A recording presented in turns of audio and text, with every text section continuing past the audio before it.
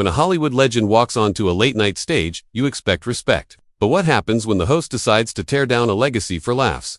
This is the moment Sylvester Stallone faced more than just questions. He faced a war of words. The night had all the makings of a standard late-night interview. The lights were low, the crowd buzzing, the jazz band wrapping up its intro as Jimmy Kimmel took the stage with his signature grin. "Tonight we have a very special guest," Jimmy said. "The man who made mumbling an art form, Rocky himself, Sylvester Stallone." The audience erupted in applause as Stallone appeared, his presence still magnetic despite the years. Dressed in a sharp, black blazer over a deep maroon shirt, he waved to the crowd and took his seat beside Jimmy, offering a polite smile. "It's good to be here," Stallone said, voice growly as ever. "Good to have you, Sly," Jimmy said, leaning forward. I was told you'd be bringing wisdom, experience, a few unintelligible syllables, and maybe a protein shake." The audience laughed politely. Stallone chuckled, but his eyes narrowed slightly. "Well, I left the protein shake backstage," Stallone replied. "Didn't want to outshine your green juice." Jimmy smirked. "Touché. So, let's talk about your new movie. Another action flick, or did you finally decide to make something with plot?" Stallone kept his expression neutral. "It's a story about redemption, a veteran confronting the ghosts of his past, something that speaks to real-world pain." "Deep," Jimmy said with mock. And here, I thought it was just another reason to flex those biceps on screen." The crowd tittered. Stallone didn't laugh. "Sometimes pain needs muscle," he replied evenly. "Not to show off, but to carry the weight." The temperature dropped slightly. Jimmy looked amused. "Wow, that's poetic. Did Rambo teach you that, or was it Rocky?" Stallone leaned back. "Funny, I always thought comedy should punch up, not down." Jimmy raised his eyebrows, surprised by the jab. "Just having fun," he said quickly. "Don't want to get bodies slammed on live TV." "Don't worry," Stallone said. "I only hit when it's scripted." The tension was building. The studio audience sensed it. So, what started as banter was shifting into something sharper. Jimmy tried to steer things lighter. "Well, let's go back. The first Rocky film, you wrote it in 3 days, right? Did you just run out of crayons, or a ripple of discomfort ran through the audience?" Stallone paused. "I wrote it with everything I had," he said calmly, "while sleeping in a bus terminal, trying to sell my dog to eat. So yeah, crayons weren't really the priority." The crowd went quiet. Jimmy looked taken aback. Stallone leaned forward. "You know, Jimmy, sometimes you crack jokes, sometimes you crack dignity. Be careful which you're breaking tonight." The stage was set, the gloves were off, and this interview was only getting started. Everyone expected jokes. What they didn't expect was a fight for respect unfolding live before their eyes. With each remark, Jimmy went lower and Stallone rose higher. Jimmy leaned back, smiling as if nothing had just happened. "You know, Sly, you should do stand-up." That comeback was almost intelligible. Stallone didn't flinch. "And you should try sincerity. Sometime, it might shock your audience." The crowd let out an audible ooh, sensing the tension ratchet up. Jimmy, clearly enjoying himself, pressed further. "Let's be honest, you've made more sequels than Hollywood has original ideas. Ever think of just letting it go?" Stallone crossed his legs, slowly. "I keep telling stories people want to hear. Maybe that's the part that bothers you." Jimmy chuckled, sarcastically. "Or maybe it's that you keep playing the same guy with a new haircut." Stallone's gaze sharpened. "Better than being a new haircut with the same jokes." The audience roared. Jimmy smiled tightly.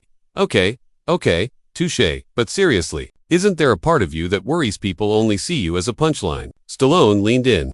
"Only when hosts like you try to write the jokes. Let me remind you, Rocky wasn't just a film. It was hope for a lot of people who had none." The atmosphere shifted again. The applause came, strong and heartfelt. Jimmy tried to reclaim the momentum. "But you're a millionaire now, right? Don't you think it's a bit rich talking about struggle?" Stallone's voice deepened. "Struggle doesn't expire with a paycheck. It leaves scars. And it teaches you to recognize when you're being used for someone else's punchline." Jimmy was silent for a beat. "You think I'm using you?" Stallone didn't blink. "You tell me." The audience held its breath. For the first time, Jimmy looked uncomfortable. Then he forced a laugh. "Well, folks, I didn't realize we booked a philosophy major tonight." Stallone smiled. "Funny, I thought we booked a host." The studio erupted again.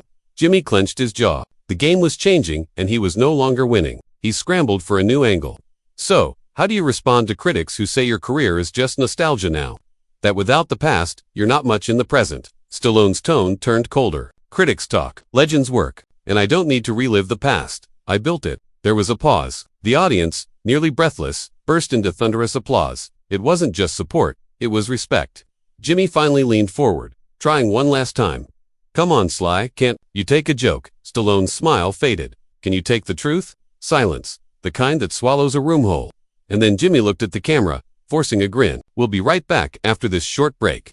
If Stallone doesn't punch me before then, but everyone watching knew this wasn't just a break. It was a battle line, and it was far from over. When words start cutting deeper than expected, even the strongest can feel the heat, but Stallone doesn't flinch. He responds with the force of a man who's had to fight his whole life just to be heard. The commercial break ended and the lights snapped back on.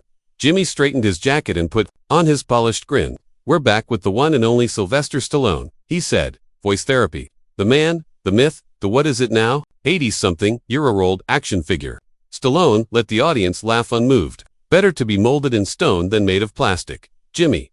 The crowd applauded again. Louder this time. There was a shift in the studio, a divide. Jimmy noticed. Well, I have to say, Jimmy said, pretending not to feel it. Your fans are loyal. Almost aggressively so, like they think you're still that scrappy underdog from Philly. I am, Stallone said simply.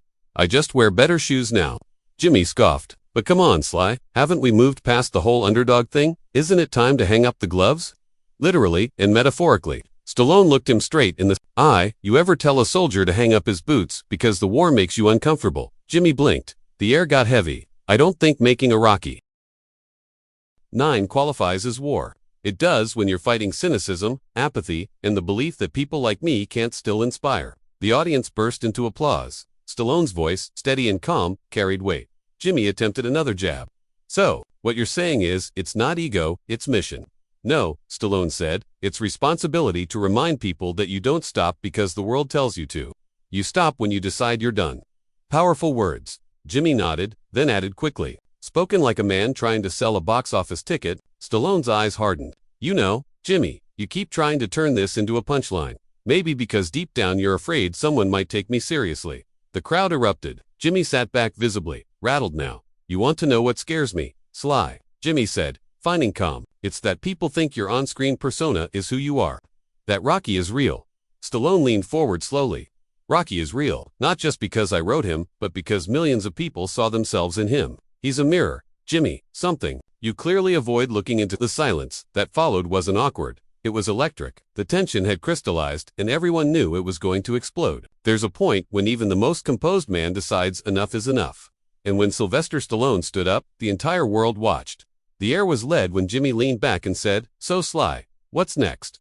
A line of anti-aging supplements. Maybe a reality show. Keeping up with the comebacks.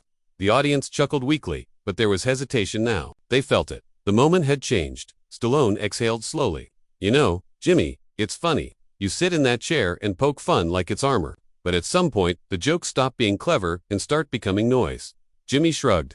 It's just TV, man. You know that? Stallone's voice dropped. Maybe that's the problem. You treat everything like a punchline. Even the people who came here with a story worth telling. A hush swept through the room.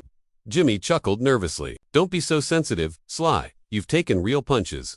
Surely you can take a few words. Stallone stood up. The movement was calm, slow, deliberate. The audience gasped.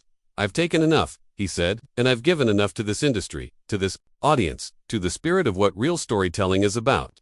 Jimmy stood too, trying to control the optics. Hey, where are you going? We're not done. Stallone turned to the crowd. But I am. The audience was silent. Then applause erupted.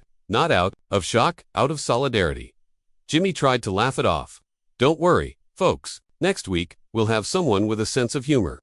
Stallone paused at the edge of the stage. Next week, try having someone with a soul. He began to walk off, but just before he disappeared behind the curtain, he turned back one last time. His eyes scanned the studio. Those years of battles, comebacks, and quiet dignity rising behind his gaze. You know, he said slowly, I've spent a lifetime building characters who fight for something. Maybe it's time. Late Night did the same. The camera tried to follow him, but the image cut awkwardly to Jimmy, left blinking, unsure how to recover. Backstage, a camera crew caught Stallone as he walked past stunned crew members. Several clapped, others nodded. One young intern whispered, Thank you. Twitter erupted. Hashtags like #respect, Stallone and Heshat, Late Night Gone Wrong began. Trending worldwide memes flooded the web. A still of Stallone, standing proud as the caption read, Strength isn't loud, it's dignified. The segment was replayed endlessly on news outlets, dissected by pundits, and praised by fans. Even celebrities chimed in, actors, directors, athletes, offering their admiration. Stallone hadn't just walked out of a studio, he had walked into history. What started as just another late-night appearance turned into a moment of raw confrontation, one that exposed not just egos, but values. Stallone didn't storm out in anger. He walked out in dignity, and the audience, both in the studio and across the globe, knew they had just witnessed something real. Who was right? Who went too far? Let us know in the comments. And if you want more stories that pull back the curtain on celebrity moments the world can't stop talking about, subscribe now. This wasn't just another talk show episode. This was a turning